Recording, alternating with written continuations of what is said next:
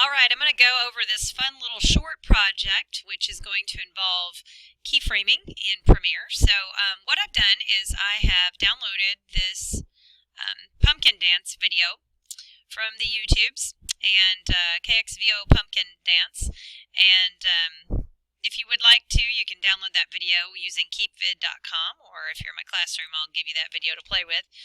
Be sure you copy that into a folder, and then we'll import that into the project. Now I've got mine in with some other stuff right now, but you'll import that into the project. We're going to pre-edit this, so you'll double click it, and in the source monitor, let's go ahead and trim this down so that it's only about the first 20 seconds or so.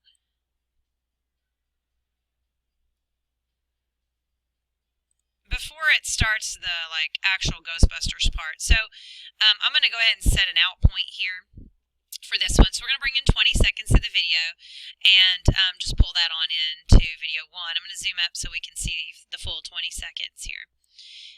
Now if you want to, you could put a different song in here. You don't have to use that song. So if you wished to do that, you would right click and unlink the audio from the video, or from the beginning you could just drag in the video instead of the audio and throw in some other music to it if you'd like to. I've been told that this particular clip, and if you search YouTube, apparently it works with lots of different songs, so it's kind of fun. I will tell you it's also not the super highest quality video, but for this kind of fun activity it's not going to matter. It's fine. So as we scrub, you're going to see this is quite a small video. But that's okay. Let's go ahead and scale the video up to frame size so that it's bigger. It's still going to have black bars on the side, and I'm okay with that for this particular activity. Now I'm zoomed up so you can see what it looks like here on widescreen. So what we're going to do here for fun, first off, we're going to create a title and cover this up. Then we're going to go take your head and put it in place of Mr. Pumpkinhead's head. So first off, let's create that title. We're going to create a title with a shape. So let's create a new title. I'm just going to call it my last name. And then let's go ahead and draw over the top of where this shape currently is. So you can use your rounded rectangle if you want, or a regular rectangle. We just want to cover up that logo, so we can put our logo here. And then you can do whatever you want to it. You can use these styles to put there if you want to. You know, you can choose one of these and it'll put the glows and whatever on it. And then I would go take your text tool and just type, you know, your name, Skinner Dances, or whatever. Again, change your font size as needed. You can also just resize the box when you get it in there. So let me go ahead and center.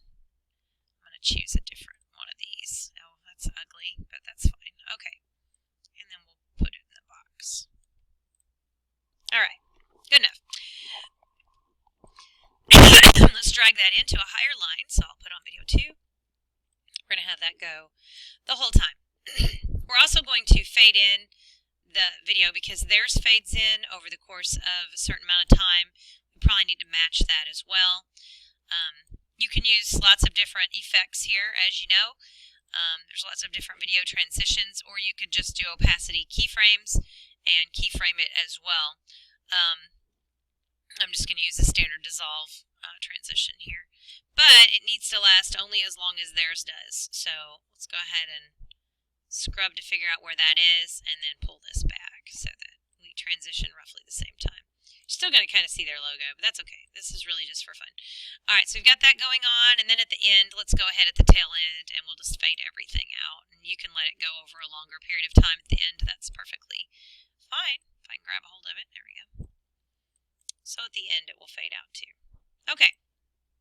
In between, we want to make us dance, so you need a picture of your head, and if you've had Photoshop, you can do this in Photoshop, but if you have not had Photoshop, we can just use Pixlr. Pixlr's free, and it's easy enough, and this doesn't have to be a great selection. Think, you know, those funny little videos that they make online with the greeting cards.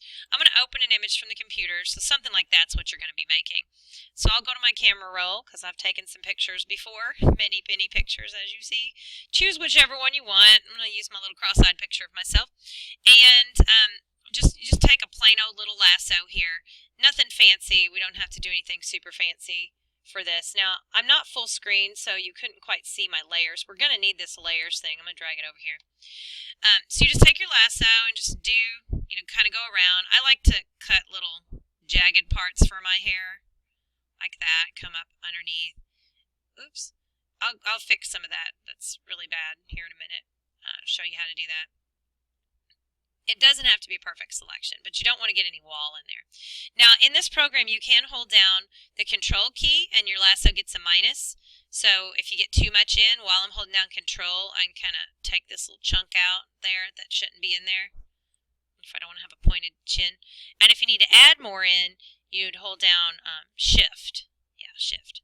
And just kind of add in some more if you need. But like I said, it really doesn't have to be anything super fancy. Now, here's the rules in Pixlr. In order to cut this out, you can do it a couple of different ways, but we need to kind of get rid of this background layer, and we need this on another layer. So you can't really get to all your features in here very easily in this program, but what we can do is we can either cut and paste, or we can add a mask. So I'm just going to make a copy of my background layer. So just drag it to that little white piece of paper so you have a copy. And then I'm going to delete. And you can't delete the background because it's locked. So you have to double click it. And you can delete it. And then on this one, we're going to add a layer mask. It's just this little button right here. And there you go. Then finally crop it. Just click crop tool. Draw just around your head so it fits. And then double click it. Or hit enter. There we go. There's my head. And that's really all it has to look like here. At this point, you're going to save. You do need to save it in PNG format because that's transparent background. My head. And put it in that same folder where your project's going to be. So in our class, of course, we've got it in our little project folder, and I'm putting all this together with my first day. All right, so now it's in there. Let's head back to Premiere, and let's import in the head. And it's going to be pretty big because that's actually a little better quality picture than this video. So we're going to drag it to the highest line, video 3. And if I scrub, you'll see indeed, there it is, my big old head. You can click on it in Premiere and just size it down. As you know, we do want the heads to be a bit oversized. So, you know, think bobbleheads. So it's okay that it's kind of way bigger than that guy's head. That's fine. Okay.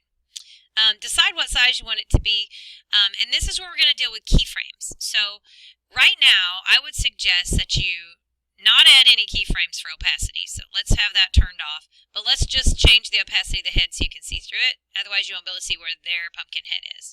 But we don't want keyframes. We don't want a bunch of diamonds here. Under motion, we are going to want keyframes, and we're going to want position keyframes because it's going to move. And you might even want rotation keyframes. Now, when I did this in my practice one, I did not do rotation, so I'm going to live dangerously and go ahead and put rotation ones in this time and just see what happens. We're going to use the play, pause, click, and drag method here for this. So you do want to be zoomed up a bit closer than to where you can just see 20 seconds. So let's, a little bit closer than that. So we're down to where we can see microseconds. All right, and then what you're going to do basically, I need to fade this in, so let's go ahead and cross dissolve the head in so it kind of matches everything else. And then at this point, we're ready to start. And remember, we're going to up the opacity on that, so it'll be okay. Let me click on the head layer again. So we're going to start moving it around to match the head behind it. Ever so often, not like all the time. So their head's just raising, but the shoulders are coming up a little bit, so I'm going to go ahead and click here and come up a little bit too. And again, shoulders really aren't moving, so this isn't going to matter a whole lot. And then we keep on going. So it's lifting up a bit, so we'll lift it up a little bit. Continuing to lift up. If you want to go a little bit more, or move it to the side a little bit so it kind of matches what's going on there.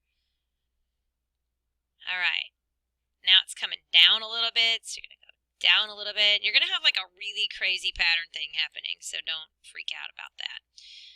And it's coming down some more, so we'll go down more. Eventually it's going to start moving side to side, so notice it's making keyframes all through here. Now the problem is going to be if we do rotation, it's going to then rotate all the way between this keyframe and the next rotation keyframe. So that could be a problem. And I'll show you how I would deal with that in my practice that I haven't practiced totally, right? So let's scoot that over. It's starting to come up. Be careful not to click on that path either, because that could be a problem. And don't wait too far in between these to start clicking and dragging. You don't want to go like a whole second. You want to do a little bits because we're only doing 20 seconds, so this isn't going to take up your whole day or anything. Okay, so we keep going. It's like here, it's kind of rotated to the side. So what I'm going to do is cheat a minute, and I'm going to go add a keyframe on my rotation so it stays, where it's supposed to be, and then scoot it over a little bit, lift it up, and rotate it a little bit so that it doesn't rotate constantly. See now, it stays straight up and down, and then it gets to that keyframe, and then from that keyframe to where I move it next, it'll be rotated. So it's got it up there. And then we're over here a little further, and if I wanted to, I could rotate it a little more. And then we're down. So have to be careful if you rotate, because you could do all kinds of crazy things. Okay, back up. And basically, you just continue this process until you get all the way to the end of it. Oops. Now, if you mess up, Control Z, to fix that. And then grab from the right part. So you just got to be really careful about those handles. All right, here, I'm going to try to start rotating it back a little bit. Back up, maybe a little bit more. Back up. My head's kind of hanging off now. And then we're over. And you just keep going in this process. Rotate a little bit. A little bit more. Alright, now for the sake of time, I'm not going to keep on going here. But let's say I'm done, so I'm just going to go ahead and trim it quick and early. At this point, then, we would want to pull back up our opacity so we can see the whole thing.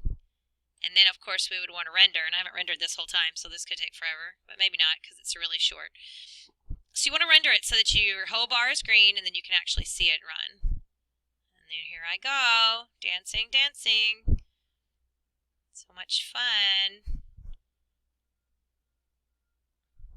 And you can't hear the music because I got it going over my speakers, but man, look at that. I'm having a good time. And then, of course, it's stuck because I didn't do the whole thing. But you'll continue on and do that whole thing as well. So, little fun, little activity. And again, you could make some changes to the background and so forth. If you want to darken this, like my head's kind of got more contrast in the background, you could look for a contrast effect. There is a brightness and contrast color correction. When you type in effects, you can find those. So I could drag that maybe to the video and then attempt to increase the contrast more, or increase the brightness a little bit. And then also the contrast, so the dark parts are darker. I mean, that looks a little bit better. So there's some other things that you could try to do to try to make it a little bit better as well. And then clear that out so you have access to all your video effects and transitions again. And then you give it a save and give it an export. But yeah, I want to see these. This should be a lot of fun.